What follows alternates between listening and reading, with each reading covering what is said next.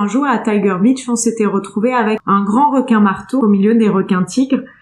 Et ce grand requin marteau avait l'air de m'avoir un peu prise en grippe parce qu'il n'arrêtait pas de foncer un peu dans ma direction en faisant un petit peu des mouvements de mâchoire, donc en signe d'agacement. J'ai immédiatement compris qu'il y avait un problème avec moi. Il n'était pas agressif, il venait pas jusqu'au contact, mais clairement il montrait que quelque chose chez moi l'agaçait. Et donc j'ai tout simplement éteint mes phares de plongée, donc mes lumières de plongée sous-marine qui sont assez puissantes, et immédiatement il s'est calmé. Donc probablement que les ondes électriques le dérangeaient parce qu'elles étaient très puissantes. Cyrielle est monitrice de plongée et fait partie de Lords of the Ocean. Nous avions vu dans l'épisode précédent que cette association se bat pour faire évoluer les mentalités sur les requins, des animaux injustement détestés et redoutés, mais qui sont de fait les seigneurs des océans. Les populations de requins ont chuté de 90% par endroit, victimes de la pêche accidentelle, de la pêche sportive, et aussi de cette pratique barbare, le finning. Le finning consiste à leur couper les ailerons, fin en anglais, et à les rejeter vivants à l'eau, où les attend une mort lente et atroce. Ces ailerons sont vendus en Asie, où ils sont servis en soupe aux vertus prétendument aphrodisiaques. Plus de 100 millions de requins sont charcutés ainsi tous les ans dans le monde. La terrible vengeance des dents de la mer tue au moins 5 êtres humains par an dans le monde, pour un nombre stratosphérique d'attaques ou d'incidents qui avoisine la centaine. Selon l'UICN, l'Union internationale pour la conservation de la nature, sur les 500 espèces de requins, 30 sont en danger critique d'extinction et nous sommes passés de 15 espèces menacées à la fin des années 90 à presque 200 aujourd'hui. C'est pour lutter contre ce carnage et changer enfin les mentalités que Cyrielle est partie en janvier 2019 de Brest à bord du voilier Mecton. Elle était accompagnée de 3 amis trentenaires, Jérôme le skipper, Benjamin le scientifique et Armel le réalisateur. Leur voyage a duré 6 mois. Ils ont traversé l'Atlantique, ils ont plongé en Guadeloupe, au Yucatan, c'est au Mexique, aux Bahamas, à Bimini, à Malpelo en Colombie et au Costa Rica. Ils ont côtoyé de près les plus beaux et les plus gros requins, les plus dangereux parfois. Suite et fin de l'entretien avec Cyrielle, c'est parti. Alors rebonjour Cyrielle. Bonjour. Alors on se retrouve après un premier épisode qui a eu pas mal de succès, je dois dire, et pour continuer et terminer de parler des requins, de vos rencontres. Alors on avait fait votre périple, on avait vu que ça avait donné lieu à plusieurs films, à une web-série, à laquelle je renvoie ceux qui nous écoutent. Aujourd'hui, je voudrais parler du cœur de votre projet, qui consiste à montrer aux gens que les requins sont magnifiques et qui sont pas spécialement dangereux. Donc c'est un peu le menu du jour.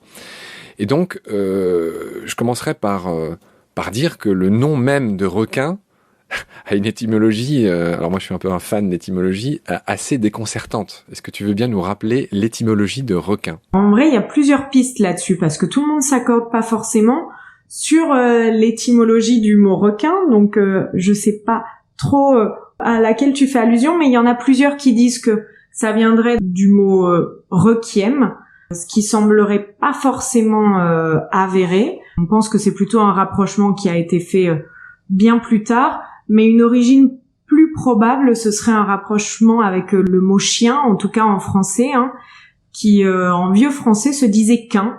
Après, donc en plus, ça fait l'association avec l'italien, parce que en italien, requin se dit maintenant squalo, mais c'est vrai que pendant très longtemps, on employait pesce cane, donc le poisson-chien. Est-ce que c'est à ça que tu faisais allusion ? Je dois avouer que je me suis fait doubler sur ma droite par quelqu'un qui a encore mieux travaillé son étymologie que moi. Effectivement, tout le monde a en tête cette espèce de légende du requiem, puisque les gens qui tombaient à l'eau ou les naufragés avaient à peine le temps de faire leur prière avant d'être bouffés par des requins. Voilà, donc ça c'est un peu l'étymologie à laquelle tout le monde pense. Tu m'apprends cette histoire de chien que j'ignorais, et ben merci pour ça. Après, on va un peu parler, on va un peu se muer en journaliste, et on va essayer d'être un peu exact. Il n'y a pas beaucoup de stats sur les attaques de requins, mais pour brosser le contexte très général, il y a en fait très peu d'attaques de requins par an, et il y en a encore moins de mortels. En moyenne, on va pas trop rentrer dans les détails, et corrige-moi si je dis des bêtises, il y a moins d'une centaine, il y a entre 50 et 100 attaques de requins dans le monde par an, et les décès se comptent même pas, se comptent sur les doigts des deux mains, à peine. Il y a entre 5 et 10 morts par an des requins. Est-ce que mes chiffres sont exacts? Alors oui, absolument. Il y a entre 5 et 10 morts en moyenne, donc comme tu le dis très bien, par an. Et pour ce qu'on appelle en plus attaque, du coup maintenant on préfère utiliser le terme incident. Donc il y a entre 60 et 100 incidents peut-être impliquant des requins chaque année, sachant qu'incident veut pas forcément dire systématiquement morsure. Dans certains cas, ça va être un requin qui a peut-être heurté un kayak ou une petite embarcation ou quelque chose comme ça. Donc c'est un terme qui est quand même assez vague, qui regroupe pas mal de choses. Mais oui, ce qu'il faut retenir, c'est qu'il y a quand même très peu d'accidents mortels impliquant des requins chaque année. Alors je voudrais que tu nous expliques aussi quelque chose d'évident. Ce n'est pas évident pour tout le monde. Les attaques des requins sont pas des attaques au sens où c'est quelque chose de prémédité. Ce sont des erreurs d'identification des requins. C'est-à-dire que bien souvent, un surfeur ou quelqu'un qui nage, les plongeurs sont beaucoup moins attaqués que, d'ailleurs, je le précise, les nageurs ou les gens qui sont à la surface de l'eau. Tu vas nous expliquer tout ça. Mais voilà, je voudrais que tu reviennes sur ce qu'on appelle des attaques. Tu as bien dit que maintenant on préfère parler d'incidents. C'est pas si ridicule que ça. En effet, à la base, le requin, il confond l'humain avec un mammifère marin. Les requins et les dauphins sont pas très copains. Ils s'attaquent et ils se mangent les uns les autres. Et puis, tout ce qui est phoque, otarie et parfois tortue. Est-ce que tu peux revenir là-dessus? Alors, avant tout, il faut savoir que les requins sont quand même assez méconnus, même s'ils commencent à être de plus en plus étudiés, bien sûr. Mais donc, tout ce qui se dit un peu sur les requins, la plupart du temps, ce ne sont que des suppositions. Pour ce qui est vraiment donc des cas de morsure de requins, donc comme tu le dis, c'est la plupart du temps sur des surfeurs ou des personnes en surface que ça va arriver. C'est extrêmement rare sur des plongeurs. Pour ce qui est du fait c'est vrai qu'on dit très souvent que les requins vont confondre un humain avec une tortue ou un surfeur avec une tortue ou un phoque. C'est vrai que cette hypothèse a tendance à être de plus en plus réfutée, même si c'est pas par tout le monde. Donc la communauté scientifique, on va dire, se partage un petit peu sur cette question. Mais l'idée, ce serait un peu que les requins sont des animaux tellement évolués, parce que quand même ils ont survécu à toutes les extinctions de masse. Ils sont présents sur Terre depuis plus de 500 millions d'années, donc c'est quand même plus de 400 millions, peut-être même 500 millions d'années. Donc c'est un petit peu des prédateurs parfaits qui ont survécu à tout. Donc ça dénote quand même une adaptabilité et surtout des capacités un petit peu hors du commun. Et il faut savoir que les requins, par exemple, ont 7 sens, contrairement à nous qui avons 5 sens. Ils ont les 5 mêmes que nous, mais ils ont 2 sens en plus. On va peut-être pas rentrer dans les détails ici, mais tout ça pour dire que du coup, ils ont de tels capteurs, on va dire. Ils sont tellement sensibles à leur environnement que c'est assez difficile de vraiment parler de confusion. Quels sont les 2 sens en plus, pardon, parle-nous des champs électriques. Alors oui, donc l'électromagnétisme peut être détecté par les requins grâce à leurs ampoules de Lorenzini. On l'aperçoit sur certaines photos de gros plans de requins. On voit plein de petits points noirs situés sur leur face, sur leur tête, donc qui vont leur permettre de détecter les champs électromagnétiques et les champs électriques. Et donc, par exemple, un requin est tout à fait capable de sentir notre activité cérébrale, notre activité cardiaque. Et en plus de ça, ils ont aussi, comme tous les poissons, une ligne latérale qui leur permet du coup de ressentir les vibrations. En plus de ça, ils ont aussi un sens du goût quand ils mordent quelque chose, un sens du toucher quand quelque chose entre en contact avec leur peau, et bien sûr une ouïe et un odorat extrêmement développés, et une vue qui est pas si mauvaise que ce qu'on veut bien dire. Donc ils ont quand même des sens très très développés, et il est difficile de vraiment croire qu'ils puissent confondre des proies. Après, par contre, c'est vrai qu'un requin va réagir à tout un tas de stimuli, et on peut imaginer qu'un requin, peut-être dans certaines circonstances vraiment particulières, avec du coup un stimuli de surface, un plongeur qui nage, etc., à un moment va faire ce qu'on appelle une morsure test. C'est extrêmement rare, comme on l'a dit juste avant.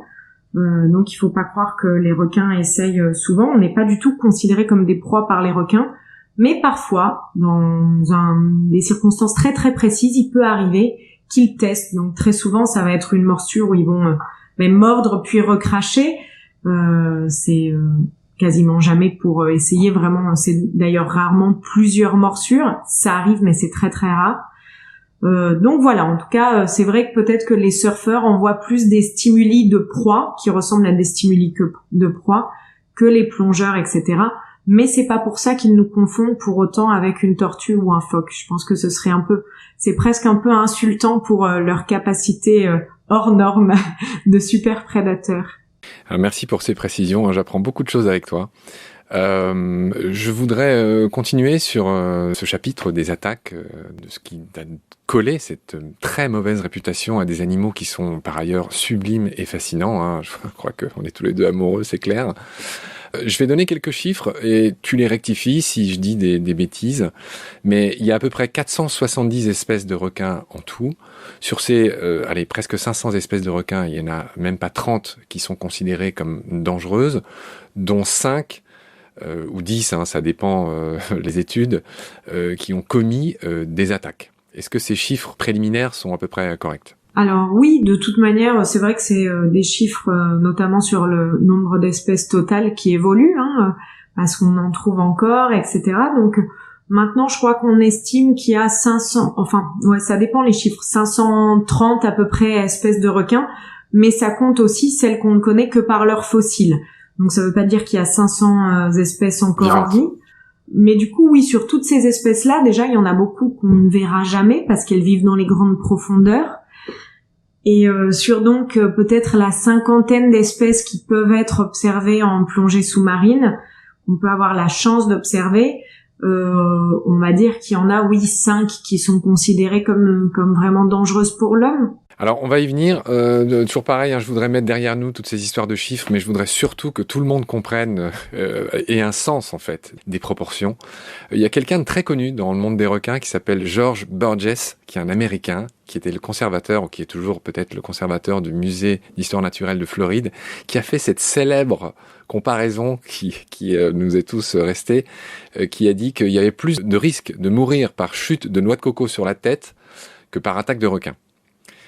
Et donc, le moment est venu de donner quelques... alors, je sais plus où je les ai mis. Quelques chiffres des animaux les plus létaux pour nous autres, les hommes. Toujours pareil, sens-toi libre de les corriger si je dis des bêtises. Alors, les requins, effectivement, on vient de le dire, c'est quelques morts par an. 5 morts par an, sachant qu'ils sont très surveillés, très médiatisés.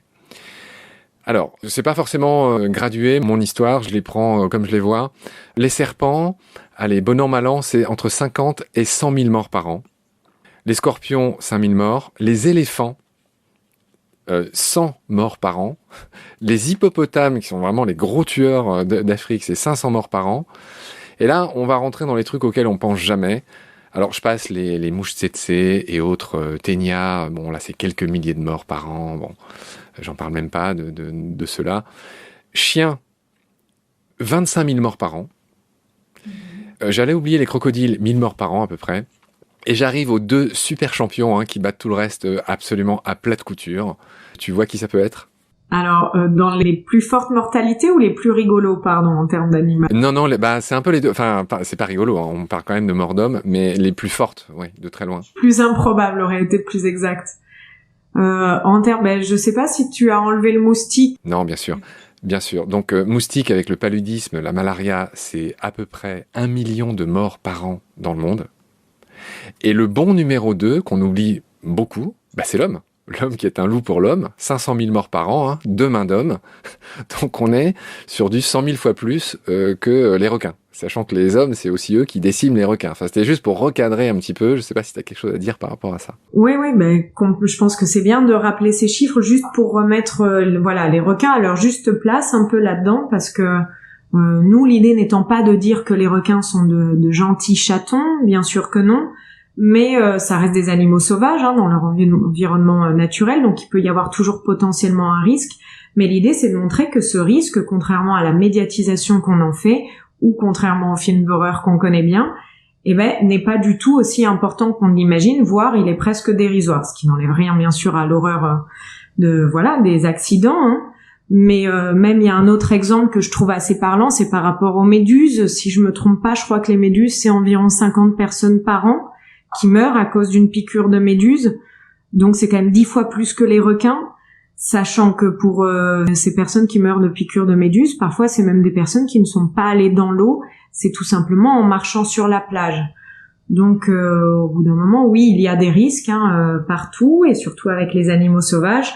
Mais voilà, les requins sont pas du tout les mangeurs d'hommes et les tueurs qu'on imagine, quoi. Tout ça fait que j'avais oublié de dire le nombre de morts par an par noix de coco, je vous le devais. Et c'est donc à peu près 150 morts par an par chute de noix de coco sur la tête. Et c'est ça qui était juste... Alors pardon, une mort n'est jamais rigolote, mais improbable, comme tu l'avais dit tout à l'heure, ou étonnante. Je voudrais vraiment clore ces histoires de chiffres pour aller plus dans le détail. J'ai dit tout à l'heure qu'il y avait une trentaine de requins potentiellement dangereux. Je vais en retenir une dizaine et je voudrais qu'on les passe en revue avec toi. Et c'est donc les stats de l'ISAF. Donc l'ISAF, c'est International Shark Association, et je sais plus c'est quoi le F, mais c'est un peu les gens qui recensent les attaques. Tu vois à quoi je fais référence? Shark Attack File, ouais. Oui, Shark Attack File, merci de compléter ça. Et l'étude est malheureusement très vieille, les chiffres que je donne, c'est 1990-2005. Est-ce que tu as mieux que moi? Là, sous les yeux, non, je vais pas avoir grand-chose. Bon, mais je pense que ça a peu évolué, donc voilà. Donc le numéro 1 dans les attaques, malheureusement, c'est le requin blanc. Sur cette période, donc en 15 ans, il y a eu 410 attaques de recensées. Donc le requin blanc, est-ce que tu veux dire un mot? Alors oui, sur le requin blanc, c'est vrai que c'est un petit peu difficile, en plus ne connaissant pas exactement les données là en question. Comme je disais tout à l'heure, parfois dans attaque, on classe des choses qui n'impliquent même pas de morsure. Donc c'est difficile de savoir exactement de quoi on parle. Après, sur le requin blanc, finalement, c'est un requin en dehors de quelques zones du monde qui vit quand même loin des côtes. Donc c'est pas un requin qu'on considère, enfin voilà, quand on se met à l'eau, il faut pas se dire oh là là, mais si je croisais un requin blanc, parce que malheureusement, la preuve, nous on essaye d'en trouver dans nos épisodes, on ne les trouve même pas. C'est quand même un requin, voilà, que l'on croise très rarement, contrairement à d'autres, dans des zones où évolue l'homme. Donc celui-ci, en général, faut le chercher. Après, il y a juste des zones un peu particulières, comme en Californie, par exemple, Californie ou Australie, où vont être un peu regroupées la plupart des attaques, avec quelques autres points sur le globe. Et en vrai, ces accidents se font le long des côtes sur des surfeurs la plupart du temps, parce que il faut savoir que à ces endroits-là, il y a des zones de nurseries. Donc c'est vrai que les nurseries, c'est là donc où vont évoluer les juvéniles.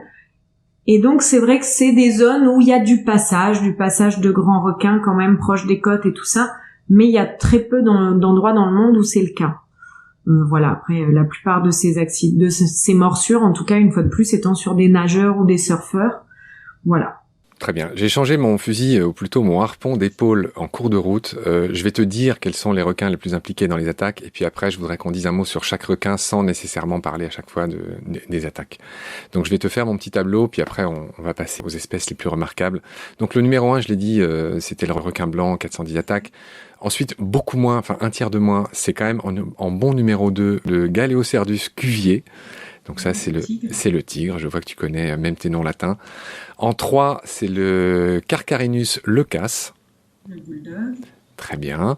En 4, le Carcharias taurus. Alors oui, le requin taureau, ce qui me paraît assez improbable. Ouais. En 5, c'est... alors, j'ai plus le nom latin, c'est le requin dormeur.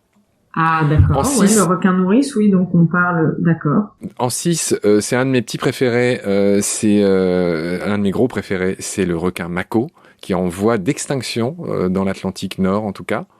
En 7, c'est le requin bordé, j'avoue, je le connais très mal. En 8, c'est encore un magnifique requin qui a l'air un peu placide, contrairement à tous les autres, c'est le requin bleu, qui s'appelle Prionacea glauca, un drôle de nom latin. En 9, c'est le citron, et en 10, c'est le récif. Voilà. Je pense que ces chiffres ont un peu évolué, surtout que bon, vu que c'est des chiffres assez vieux, il faut admettre que l'activité de tourisme côtière a quand même énormément évolué dans le monde. Donc on est peut-être plus sur le même genre d'incidents et d'interactions. C'est vrai que le tourisme de plage, le tourisme balnéaire s'est énormément développé dans des endroits où il y a parfois quand même beaucoup de requins, par exemple en Floride, où ils ont toujours eu beaucoup de requins, et c'est vrai que maintenant les plages de Floride sont quand même archi bondées, donc il y a énormément d'interactions entre les hommes et les requins chaque jour. Mais du coup, oui, il faut jamais perdre ça de vue aussi, c'est que quand même, voilà, le tourisme s'est énormément développé, le tourisme de plongée et tout ça aussi, hein, et de surf et toutes ces activités. Donc bien sûr, ça a un impact sur le nombre d'incidents qu'on peut relever ces dernières années. Et je crois que là, les espèces qui sont plutôt en numéro dans le top 5, on va dire, ça va être le grand requin blanc. En deuxième, ça doit être ou le tigre ou le bulldog. Et après, le requin longimane. Qu'est-ce qu'il y a d'autre? Je sais qu'il y en a un autre qui rentre en compte. Bon, on met le grand requin marteau, alors que vraiment, il y a très peu de morsures à cause de grands requins marteaux qui sont référencés. Parce qu'ils vivent très profond, les requins marteaux. Oui, et même pas forcément, mais en plus, c'est un requin qui, très souvent, dans ses comportements et ses approches, va être assez pacifiste, en tout cas de ce que j'ai pu constater moi, voire assez peureux en général, contrairement à d'autres espèces un peu plus curieuses, comme on disait tout à l'heure, dans le précédent épisode, le longimane. C'est vrai que le grand requin marteau va être un peu plus timide. Voilà, mais dis-moi, je sais pas ce que tu veux que je dise de plus. Non, je pense que tu as raison, hein, mes infos sont vieilles, mais j'en ai pas trouvé de plus récentes en termes d'études un peu fiables. Et tes précisions étaient les bienvenues. Je voudrais ajouter que en France, on est assez sensibilisé aux requins puisqu'il y a beaucoup d'attaques de bulldogs à La Réunion. J'y reviens pas forcément, on fera peut-être autre chose un autre moment là-dessus, enfin à moins que tu aies quelque chose à dire. Je voudrais juste dire que là, ces jours-ci, alors ceux qui nous écoutent ne le savent pas, mais voilà, on a enregistré cette émission le 31 juillet 2020. Il vient d'y avoir une attaque dans le Maine, aux États-Unis, et il y a une femme de 63 ans qui a succombé à l'attaque d'un grand requin blanc. On a retrouvé une dent de ce requin dans son corps. Et dans l'article que j'ai lu, l'association Sharktivity, qui œuvre pour la défense des requins et une meilleure connaissance de ces animaux, pense que cette attaque va de pair avec le fait que c'est la période des phoques, et qui sont protégés à cet endroit-là, et que les requins blancs viennent traîner pour chasser des phoques. Ce qu'on sait aussi, notamment en Afrique du Sud. Est-ce que tu veux ajouter quelque chose? C'est vrai que j'ai vu passer en effet un article sur cet incident, enfin sur cet accident même. Ça faisait longtemps qu'il n'y avait pas eu une attaque de grand blanc, quoi. Ouais, de cas de morsures fatales comme ça. Le dernier devait être en Australie, je pense. Ouais. Australie, Afrique du Sud, les deux pays quand même les plus habitués aux attaques, hein. J'y suis allé aussi, ils ont des filets anti-requins tendus partout le long des côtes où il y a les plages principales, hein. C'est vrai que les deux ont tendance à avoir des eaux qui peuvent être assez froides avec des différents facteurs et notamment la présence de proies comme les phoques et tout ça qui conviennent particulièrement aux grands requins blancs. Donc c'est vrai que ça va être des endroits où on en trouve quand même plus que dans la plupart des autres endroits de la planète. Donc où bien sûr il y a un peu plus de cas de morsure. Après comme on disait, il faut toujours remettre ça dans entre 5 et 10 attaques mortelles par an sur des populations de requins qu'on extermine littéralement, hein. Parce qu'on estime qu'en 60 ans, il y a plus de 90% des espèces de requins, des populations de requins du globe qui ont disparu. Je pense qu'en termes de chiffres, ceux qui nous écoutent, les choses sont désormais quand même assez claires. Entre les 5 morts par an des requins et les éventuels, j'exagère, 100 attaques, comparé à ce que les hommes font à leurs semblables et comparé à ce que les moustiques font et comparé aux noix de coco, on a bien compris que cette peur des requins est totalement déraisonnable. Voilà. Et donc je te propose qu'on laisse tomber ce chapitre important, hein, il fallait en parler, c'était un peu ce qui a motivé votre voyage, qu'on laisse tomber ce chapitre des attaques et des morts, pour finir par parler un petit peu des requins les plus remarquables, des familles les plus remarquables. Et donc je te propose de commencer par les lamnidés. Donc il y a plusieurs familles de requins, hein, il y a plusieurs ordres, il y a plusieurs familles. Les lamnidés, ça vient du grec lamné, qui veut dire tout simplement requin. C'est un peu les grands classiques, hein. Les lamnidés, c'est la famille du requin blanc, du mako, avec son beau nez pointu, du requin saumon, du requin taupe, qui sont un peu moins connus. Voilà. Et donc, ce qui caractérise les lamnidés, c'est qu'ils n'ont pas de paupières nictitantes. Je veux bien que tu nous expliques ce que c'est.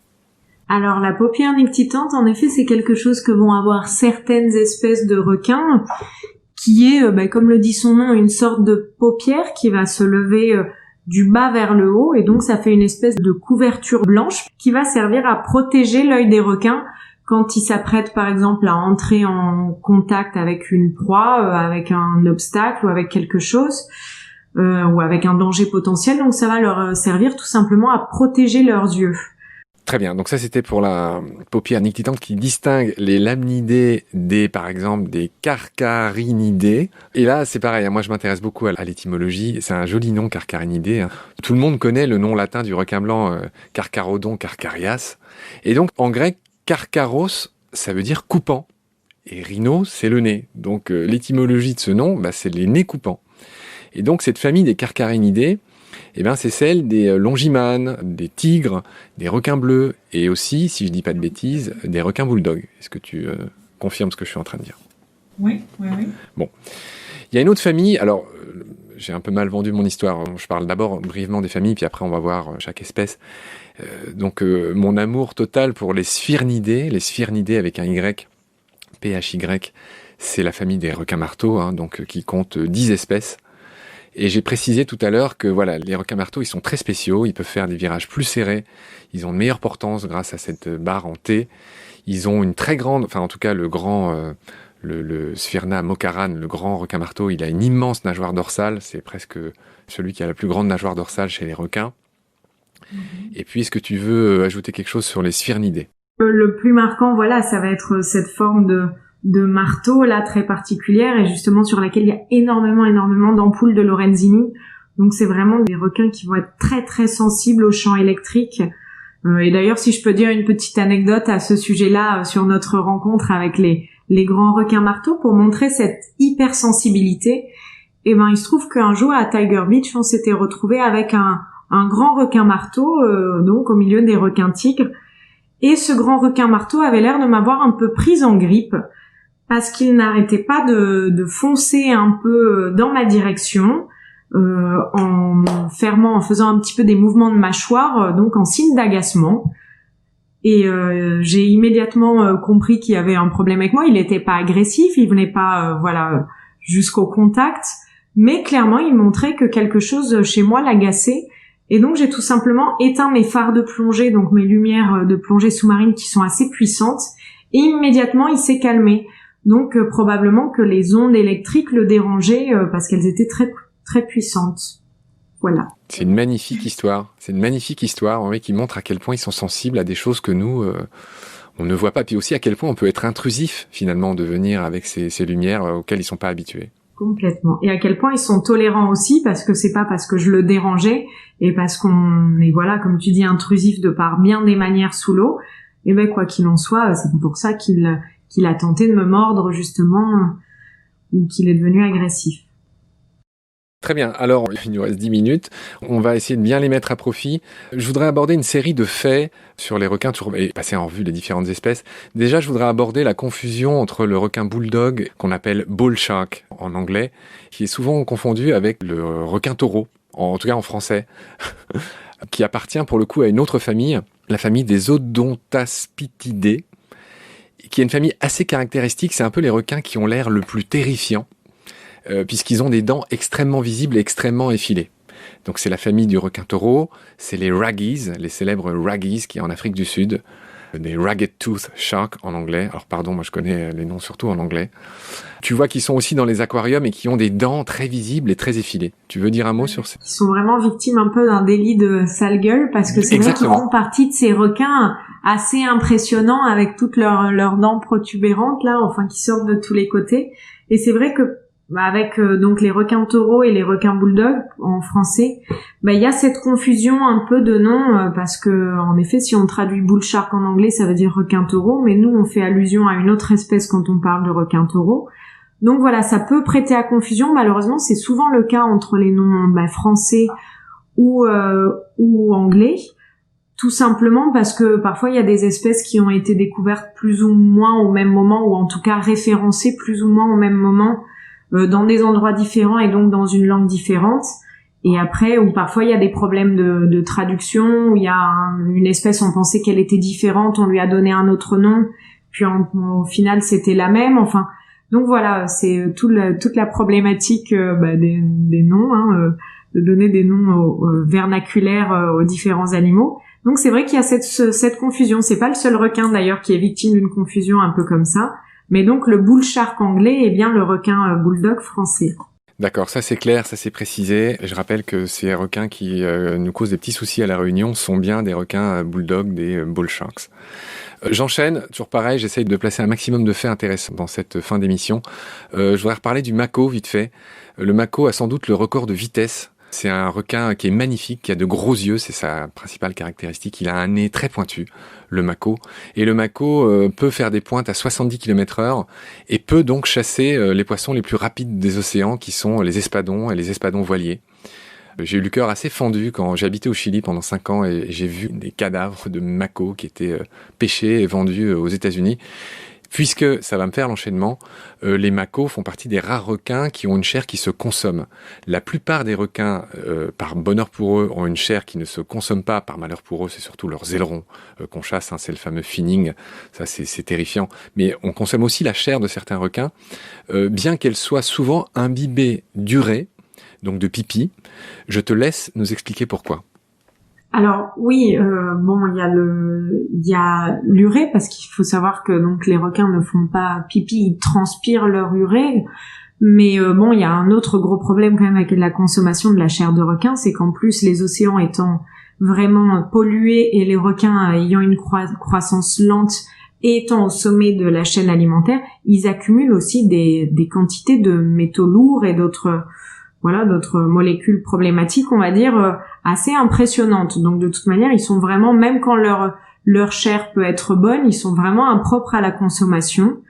Donc c'est bon à savoir, parce que certes le mako, qui soit dit en passant, je crois qu'on estime même qu'ils peuvent il semblerait qu'ils puissent même aller jusqu'à 100 km/h à peu près en vitesse de pointe, ce qui est vraiment impressionnant. Et qui est dû notamment à la forme de leur queue, qui leur donne une grande puissance. Mais du coup, il faut savoir que pour ces espèces de requins consommables, quand même, en France, on consomme, parfois sous d'autres noms, du requin. Donne ces noms. Par exemple, on va consommer... comment ça s'appelle déjà, ce qu'on donnait dans les écoles comme poisson. Il y a le veau de mer, en effet, qui est souvent du requin taupe, par exemple, si je me trompe pas, qui est du coup vendu comme tel dans les supermarchés, comme du veau de mer, donc on n'imagine pas forcément que c'est du requin. Mais il y a aussi d'autres espèces, et j'ai le nom, pardon, je suis désolée, qui m'a échappé, mais qui sont en fait souvent des petites émissoles ou de la roussette ou des choses comme ça, qui sont vendues en France, donc sous un nom un peu passe-partout, et que pendant très longtemps, je sais pas si c'est encore le cas, mais qui est le poisson qu'on donnait dans les écoles. Donc voilà, en France, on n'est pas un exemple non plus de consommation malheureusement des requins. Il y a très souvent du requin renard aussi qui est proposé sur les étals, alors que c'est une espèce aussi malheureusement dont on a du mal à estimer les populations en Méditerranée, mais qui est en train de disparaître, quoi. Le requin renard, alors pardonne-moi de faire mon Jean-Claude Van Damme, c'est le thresher, c'est le requin fouet avec une queue qui est plus grande que son corps. Qui lui sert à assommer les poissons. Ouais, magnifique requin. Oui. Enfin, il y a tellement de choses à dire que sur les requins, on pourra pas faire le tour aujourd'hui. Je voudrais juste préciser quelque chose. On s'est mal compris. Je voulais juste que tu expliques un fait étonnant chez les requins, c'est que sans rentrer trop dans les détails, les poissons doivent boire beaucoup d'eau, puisque leur peau, leur corps transpire en permanence, rejette de l'eau douce dans l'eau de mer, parce qu'il y a une espèce de loi physique qui fait que un milieu très concentré en sel va attirer il va y avoir une espèce d'équilibre de chaque côté d'une paroi, dès lors qu'il y a une concentration forte et une concentration faible. Donc c'est ce qui se passe chez les poissons. Donc les poissons doivent boire et rejeter beaucoup d'eau. Les requins ont trouvé un autre système pour s'affranchir de ça, c'est que leur chair est imbibée de leur urée, ce qui contrebalance la pression osmotique de l'eau, qui fait que les requins, en gros, se pissent dessus. C'est horrible de le dire comme ça. Et ce qui rend leur chair assez impropre à la consommation. Oui, absolument. Bon, très bien. Du moment que tu confirmes ce que je dis, enfin moi c'est un truc qui m'a toujours fait sourire et voilà, je trouve ça très malin en fait de recycler son urée comme ça. Bon, c'est là ce que tu disais, les requins sont quasiment parfaits depuis le départ, depuis 450 millions d'années. Tu vois, ils ont même trouvé le moyen de recycler leur urée, donc ça doit les rendre encore admirables. Quelles sont les autres choses que je voulais dire rapidement? Il y a plein d'oublis dans les fameux requins de la famille du requin taureau. Il y a un requin qui s'appelle le requin féroce. Et qui s'appelle comme ça justement parce qu'il a les dents effilées et qui fait peur. C'est la famille des Odontaspithidae que je mentionnais tout à l'heure, les fameux raggies, donc le requin féroce. J'aurais voulu qu'on parle de la caudale hétérocerque des requins, c'est-à-dire le fait que, je te laisse l'expliquer, le fait que leur queue soit pas symétrique. Alors oui, du coup, il y a certains requins, d'ailleurs pas tous, mais la plupart des requins ont une caudale hétérocerque, c'est-à-dire que le lobe supérieur va être plus grand que le lobe inférieur. En vrai, il faut savoir que du coup, ça a une utilité. Déjà, c'est très développé chez les requins, surtout qui se déplacent proche du fond, parce que ça va leur permettre de pouvoir s'en rapprocher un peu plus.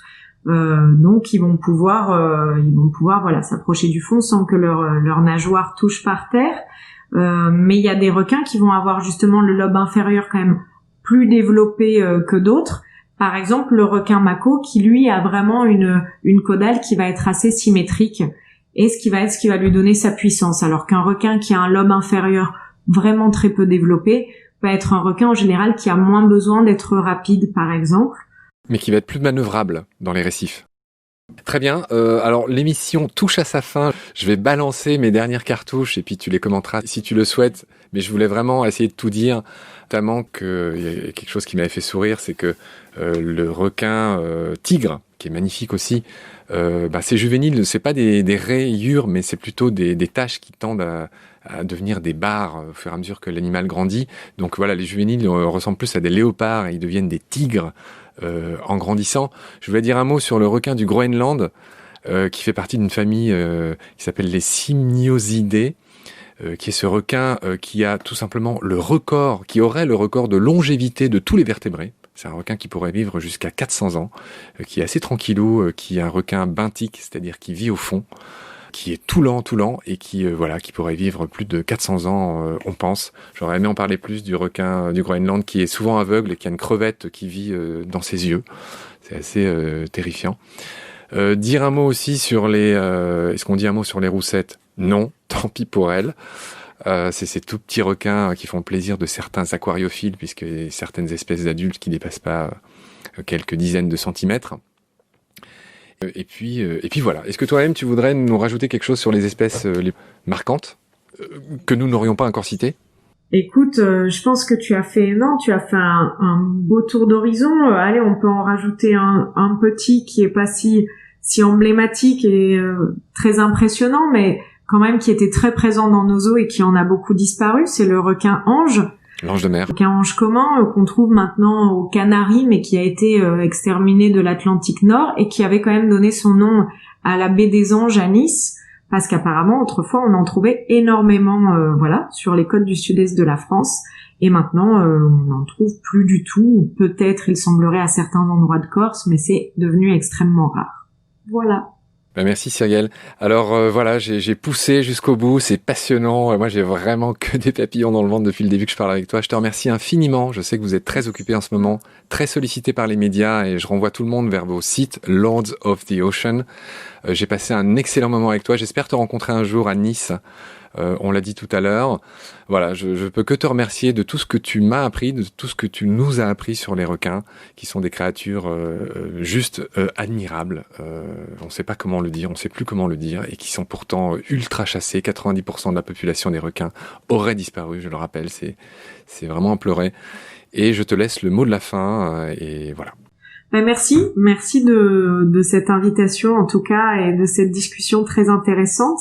Et puis oui, juste pour finir quand même, le but de toute cette histoire, c'était vraiment de sensibiliser au fait que certes les requins déjà sont pas les monstres qu'on imagine, mais qu'en plus ils ont vraiment besoin qu'on les protège à plein de niveaux. Il y a énormément d'associations en France qui font du bon boulot pour ça aussi, pour protéger notamment les requins de Méditerranée. Donc ça vaut le coup de s'y intéresser et de boycotter absolument tous les gens qui en vendent sur les marchés ou dans les restaurants. Voilà. Très bien. Merci Cyrielle. Prends soin de toi et à bientôt, j'espère. Oui, au plaisir.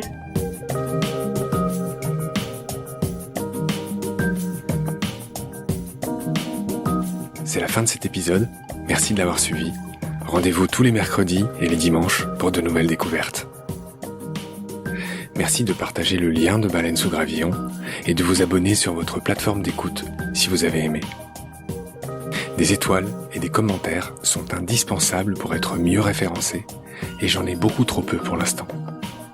Pourtant, grâce à eux, le podcast serait spontanément proposé à davantage d'auditeuristes. Baleine sous Gravillon est fait sans aucune aide, sans pub. Il me prend tout mon temps depuis quelques mois et n'est pas monétisable. Celles et ceux qui le souhaitent peuvent donc aussi m'aider en faisant un don sur le site Tipeee. Merci par avance. Vos critiques, conseils, suggestions et idées sont aussi les bienvenus sur la page Facebook de Baleine sous Gravillon que j'alimente et consulte tous les jours. D'ici là, prenez soin de vous et de ce qu'il y a autour de vous. Merci, à bientôt.